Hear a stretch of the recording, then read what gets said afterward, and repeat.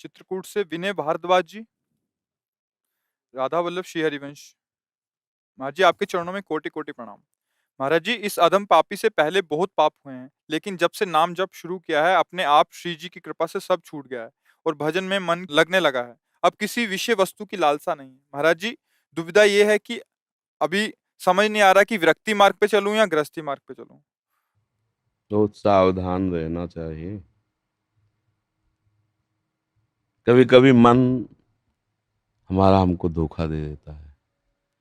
कभी कभी हमें लगने लगता है हमारे अंदर कोई इच्छा नहीं है, पर अब ये स्थिति ऐसी नहीं है जिसमें कोई इच्छा नहीं है। कभी कभी ऐसा होता है, सत्वगुण छाता है तो ऐसा लगता है हमारा काम बन गया, हमारे अंदर कोई इच्छा नहीं, किसी भोग का राग नहीं, ऐसा लगता है। पर शत्रु को जब तक पूर्ण रूप से नष्ट न कर दे तब तक स्वराज्य सुरक्षित नहीं रहता। ऐसे ही हमारा मन शत्रु है, कभी भी धोखा दे सकता है। बड़े बड़ों को धोखा दिया है। इसकी बात पर विश्वास न माने, नाम जप करो। अगर कहीं आकर्षण किसी भी स्त्री में या भोग में है तो गृहस्थ धर्म में आराम से जाओ। तो हमें यह देखना चाहिए कि यदि कहीं भोगाकर्षण है, ढूंढना चाहिए अपने हृदय में, तो फिर गृहस्थ मार्ग में जाना चाहिए। और अगर नहीं है तो फिर दुविधा नहीं रखनी चाहिए, फिर भगवान की तरफ चल देना चाहिए। ये अपने हृदय का निर्णय है ना, किसी के कहने से थोड़ी। और निष्कामता जब तक देह भाव है तब तक नहीं होती। थोड़ी देर के लिए रुक जाती है, ढक जाती है, पर वो है नहीं ऐसा नहीं कहा जा सकता। जब देह विस्मृत कराने वाला भाव जागृत होता है, ब्रह्म भाव या भगवत भाव, वहां फिर इसकी गुंजाइश नहीं। जहां राम तहां काम नहीं, जहां काम नहीं राम। जब एक रस स्थिति हो जाएगी तब विश्वसनीय स्थिति कही जाती है। हम ये नहीं कह रहे कि आपके अंदर विकार है, पर हम ये कह रहे हैं इस स्थिति का विश्वास नहीं है, ये स्थिति विश्वसनीय नहीं है। क्योंकि जब तक रजिस्टर्ड ना हो जाए तब तक बात नहीं। जब तक भगवान का साक्षात्कार ना हो जाए तब तक ना जानो चिन्ह अंत कवन बुद्धि घटई प्रकाशित। छुट चेतन जो अचेत तेव मुनि भय विश्वासित। जो समाधि की अचेत अवस्था को प्राप्त थे उनको भी विषयों ने परास्त कर दिया। तो हमको चाहिए कि दैन्य भाव लेके कि भगवान की कृपा से अभी प्रभाव नहीं पड़ रहा, आगे पड़े तो भगवान जाने।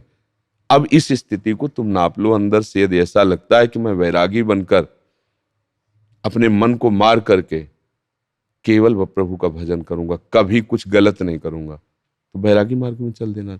और अगर डर लग रहा हो कि कहीं विषय में गिर न जाए तो सदगृहस्थ बनकर बहुत बढ़िया मार्ग है, आराम से निकल जाओ। सदगृहस्थ बनकर भी भगवान की प्राप्ति की जाती है। अब बाबा जी बन गए, भेष रख लिया, वही गंदी बातें, वही गंदे विचार, वही गंदी क्रियाएं, तुम ना माता पिता की सेवा की, ना संसार के काम आए और ना भगवान के काम आए। तुम कांप जाते हैं कभी कभी जब अपने जीवन की सोचते हैं कि भगवान कैसे रक्षा की, भगवान कैसे निकाल के लाए। जैसी हम लोगों की रहनी भगवान ने रखी तो तुम सोच नहीं सकते हो। कई कई दिन भोजन नहीं, भीषण सर्दी में गंगा के किनारे 3 बार गंगा स्नान करना, कभी जुकाम भी नहीं हुआ। और बड़ा मतलब भाग जाएंगे, वो कसौटी कस दी जाए तो भाग जाएगी। तो पर ये निर्णय था मुझे भगवान की प्राप्ति करनी, बस चाहे मर जाए भगवान की प्राप्ति करनी। जिन भोगों के लिए संसार लहलायित रहता है उनकी स्मृति की गुंजाइश नहीं थी। क्रियाओं की तो बात जाने दो, स्मृति की गुंजाइश नहीं थी। तभी लगता है भगवान ने निर्वाह कर दिया। बड़ा कठिन मार्ग है, बड़ा कठिन मार्ग है ये। तो इस मार्ग में कदम रखे तो मर के चले। भैया मरा, अब हमें संसार के काम के नहीं, ना कोई हमारे काम का, ना हम किसी काम के। अब हम राम के, हम हरि के, तो बस फिर बाद हो। नहीं तो बिल्कुल आप सच्चे समझो, बढ़िया गृहस्थी में रहे, कमाए खाए, माता पिता परिवार की सेवा करे, नाम जप करे, इससे भी भगवान मिल जाते हैं। नाटक करने से भगवान नहीं मिलते। हाँ, बैरागी में चले तो सच्चा बैरागी बने, गृहस्थ बने तो सच्चा गृहस्थ बने, बढ़िया काम बन जाएगा। कितने ऐसे हमारे संघ में हैं जो गृहस्थी से आए हैं और बिल्कुल साधु हैं। लड़का बच्चा परिवार त्याग दिया, जिस दिन त्याग दिया भजन में लगे।